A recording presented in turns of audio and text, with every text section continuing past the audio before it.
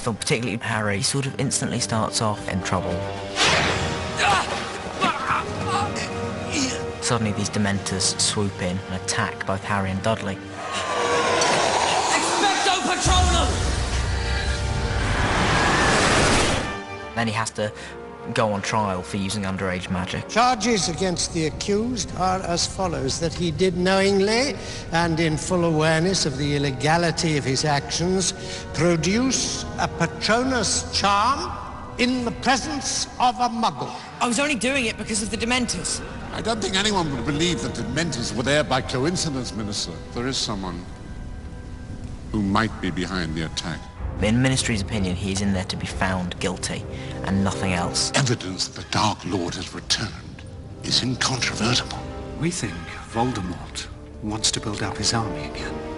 He's been recruiting heavily, and we've been attempting to do the same.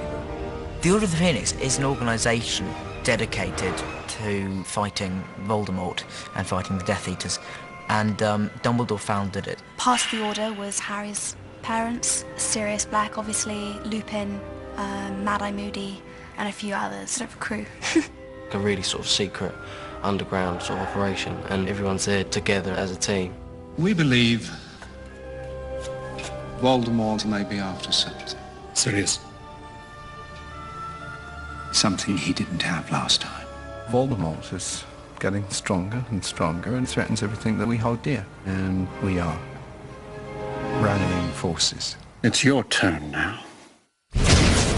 Hogwarts is not somewhere that's safe. The Ministry has decided that they're going to take over part of Hogwarts, they're going to interfere, they're going to put up new rules. We also wish to welcome our new Defense Against the Dark Arts teacher, Professor Dolores Umbridge. She actually turns out to be a bit of a nasty piece of work. Who do you imagine wants to attack children like yourself? Oh, I don't know. Maybe Lord Voldemort. Detention, Mr. Potter! Professor Umbridge works for the Ministry, and basically she wants to gain power and control. I will have order! I don't know if teaching's her first love, but this is part of her job. And also, she's training these young minds to be against Dumbledore. She doesn't want them to be doing any spells that she thinks are dangerous. There's nothing in here about using defensive spells. Using spells? Well, I can't imagine why you would need to use spells in my classroom. For Hermione, that just makes her blood boil. Voldemort is said to have returned, and they're sitting in a classroom writing lines when they want to be learning how to defend themselves. That's one of the reasons why, for the first time in her life, she really feels like she needs to rebel. It's sort of exciting, isn't it? Breaking the rules. Who are you and what have you done with Hermione Granger? With Voldemort on the loose, they have to protect themselves, and so they form this secret society. Effectively becomes known as Dumbledore's Army. It's kind of like a group where everyone learns from Harry, learns magic. You all know why we're here. We need a teacher. Proper teacher. At first, you know, he's a really reluctant teacher. He gets talked into it by Hermione, but as usual, Hermione is irritating and is right. We're going to have any chance of beating Voldemort. We need your help. I think Hermione and Ron's job, particularly in this one, is to bring him out of that stage where he feels so alone. And this is a way that he will feel that he is accepted, that people look up to him. It's all part of the plan. She's a genius. Working hard is important, but there's something that matters even more. Believing in yourself. It's a really fantastic part of the film as we see Harry become a teacher and we see these kids use magic in a way that we've never seen them use it before. He actually turns out to be a very, very good teacher. Neville is one of the characters that changes so much. I'm hopeless. No, you're not. You're just flourishing your wand too much. Then you see towards the end of the lessons he starts to really come through and he can really shine. Expelliarmus! Fantastic, Neville. Well done. A little higher. You're a really good teacher, Harry. One of the most interesting aspects is the relationship between Harry and Cho. There's this sort of magnetism between them, and whenever they see each other, they're kind of just drawing closer to each other. Mistletoe. Harry's big kiss, his first kiss. And lucky Harry too, with a girl as lovely as Cho. I knew Katie was so nervous, I was quite nervous as well. There was lots of courtesy chewing gum going in my mouth that day. Do you believe the rubbish he's come out with about you know who? Has anyone else got a problem with Harry? Initially, Harry is very much ostracized when he arrives at school because a lot of people do not believe his story of the return of Voldemort. Harry, you be strong.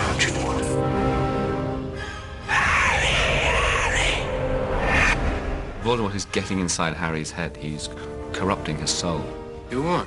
I said I'm fine, Ron. Harry suddenly feels a bit of an outsider, and he has to make a choice whether to embrace that wonderful relationship he's got with Ron and Hermione, or he can just go it alone. I just feel so angry all the time. The world isn't split into good people and Death Eaters. We've all got both light and dark inside of us. There are some interesting moments in our film when you can see he could go either way. In these lessons, I will attempt to penetrate your mind. You will attempt to resist. Harry trains with Snape to try and block out any chance Voldemort has of getting inside his head. Control your emotions. There's a real sense of a growing danger that you can't quite define. Get behind me! But we don't know when it's going to happen or how it's going to happen. Prepare yourself. I think the audience is invested in this world and these characters and these actors. We've kept the same cast throughout, and each film brings a new cast member or a few new people as the world expands. Things at Hogwarts are far worse than I feared. Imelda Staunton. She's very talented. More than that, she keeps everyone laughing in between takes. She's a very, very funny woman. It's a great role, and I don't think for a moment she thinks she's doing anything wrong. Not for a moment.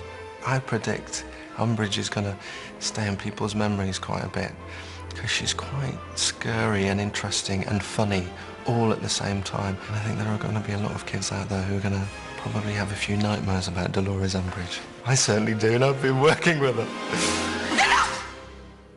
This is the Black family tree. My deranged cousin.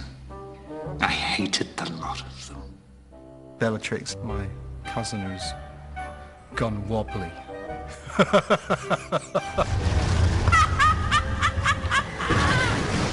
I'm the follower of Voldemort. I'm basically the one and only female Death Eater. Harry Potter. Ellen Bogart, she's really cool. It looks quite scary. She's a real psycho. I think she's got, obviously, a personality disorder.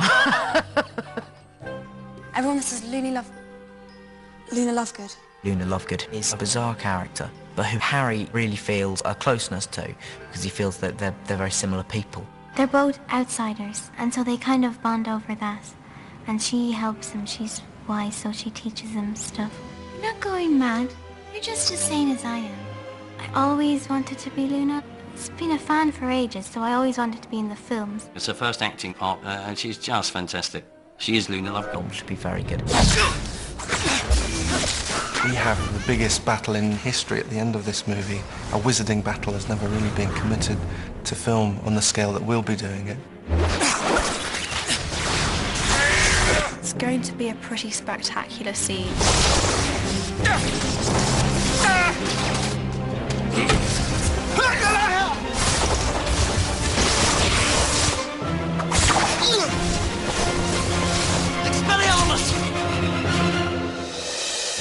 You won't last 2 seconds if he invades your mind.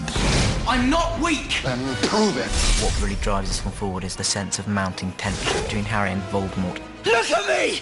First time round, they're back, and it feels very new and just great fun. I'm okay. All of them been through so much over the years, and they're looking out for each other. We're in this together. Harry, Ron and Hermione are really a unit, and when you watch the film, you feel that Harry's strong as long as he's got them either side of him.